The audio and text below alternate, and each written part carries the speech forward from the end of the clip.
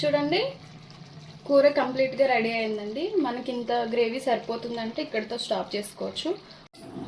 Hi, welcome to my channel. ఈరోజు నేను మీకోసం చేస్తున్న special recipe boiled egg with ములక్కాయ. ఈ రెండింటి కాంబినేషన్ చాలా బాగుంటుందండి, చాలా డిఫరెంట్గా ఉంటుంది. మనం మామూలుగా బాయిల్డ్ ఎగ్ అనేది చేసుకుంటాము, అలాగే ములక్కాయ చేసుకుంటాం, కానీ రెండు కాంబినేషన్ కూడా చాలా బాగుంటుంది. చాలా సింపుల్గా చేసుకోవచ్చు, టేస్ట్ అయితే చాలా బాగుంటుంది, యమ్మీగా ఉంటుంది. అది ఎలా చేయాలో ప్రాసెస్ అనేది స్టార్ట్ చేద్దాం రండి. ఫస్ట్ గ్యాస్ ఆన్ చేసుకొని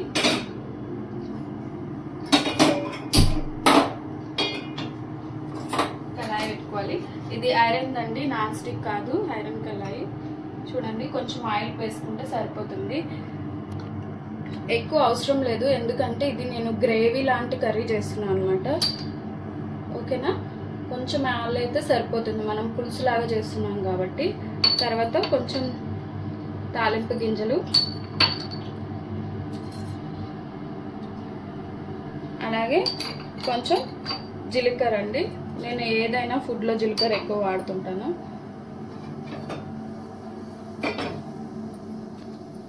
ఇవి కొంచెం వేగాయి అనిపించుకున్నప్పుడు కొంచెం పచ్చిమిరపకాయలు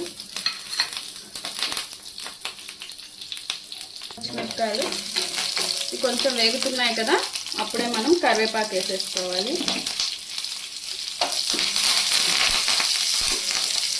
కరివేపాకు కూడా కొంచెం వేగుతుంది అన్నప్పుడు మనం ఆనియన్స్ వేసుకోవాలండి. ఇందులో గ్రేవీ అనేది ఉంటుంది, మెయిన్గా మనం ఆనియన్స్ అనేది ఎక్కువ వాడుతుంటాము. టేస్ట్ అనేది చాలా బాగుంటుందండి. ఇందులో చూసారా, మంచిగా చిన్నగా కట్ చేసి పెట్టుకున్న ఆనియన్ ముక్కలు, ఇవన్నీ ఆనియన్స్ వేసేసి చక్కగా కొంచెం వేగిపోయే వరకు మనం ఉండనియాలండి. ఇలా కలిపేసి పెట్టేయడం వల్ల ఆనియన్స్కి మొత్తం, ఉల్లిపాయ ముక్కలకి మొత్తం ఆయిల్ అంటుతుంది. ఇలా కలిస్తే సరిపోతుంది.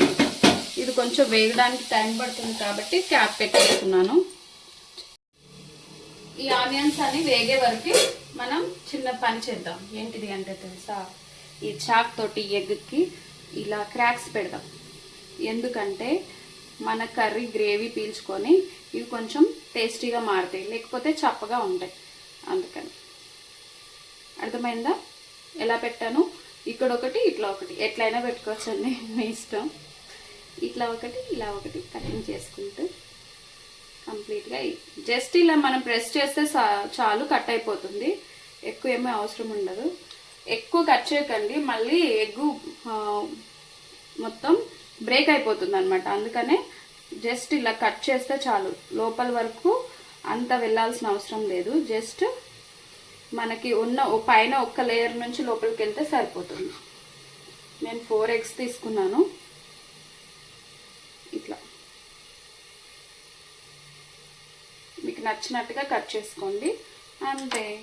చూడండి, ఆనియన్స్ కొంచెం వాటర్ వదిలేస్తాయండి.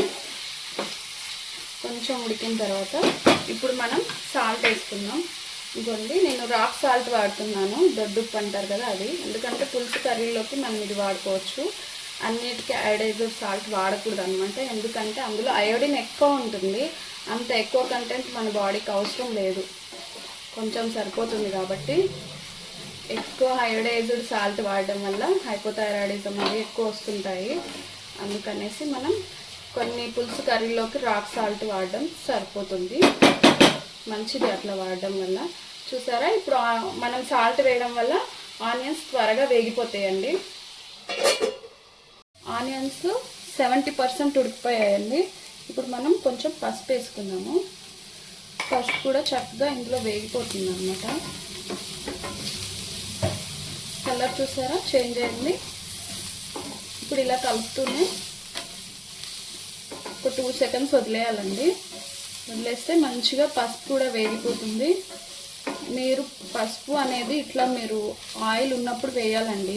కర్రీ అయిపోయినాక కానీ అట్లా మనం ఆయిల్ లేనప్పుడు వేసామనుకోండి పసుపు వేగదన్నమాట. పసుపు వేగకపోతే పసుపు స్మెల్ వస్తుంది, టేస్ట్ కూడా ఒక రకంగా చేదుగా ఉంటుంది.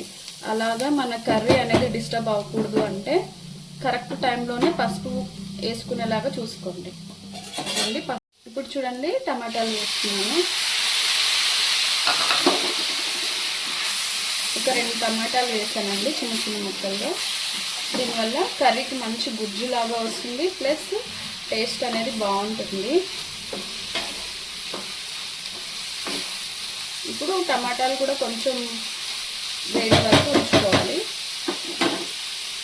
అలాగే నేను ములక్కాయలు వేసేస్తున్నానండి. చూడండి మంచిగా క్లీన్ చేసి పెట్టుకున్న ములక్కాయలు. ఇవి కూడా మంచిగా ఉడకాలంటే కొంచెం టైం పడుతుంది అన్నమాట. ఇలా పెట్టేసేయండి. కలర్ఫుల్గా ఉంది కదా.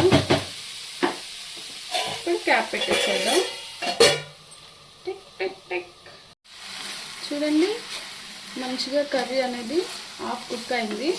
ఇప్పుడు మనం ఏం చేయాలంటే హాఫ్ కుక్ అయిందని అర్థమైంది కదా. ఇగో అప్పుడే ములక్కాయలు అనేది ఉడకవండి.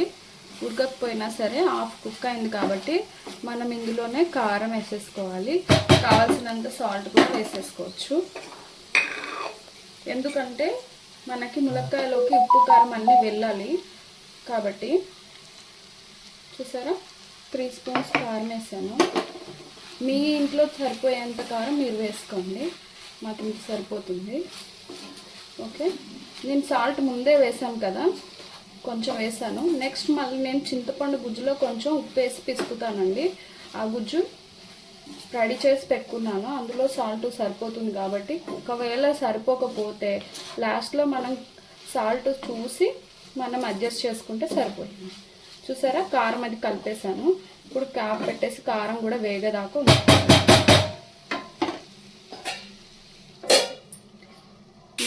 చూడండి కారం అనేది కంప్లీట్గా వేగిపోయింది కదా.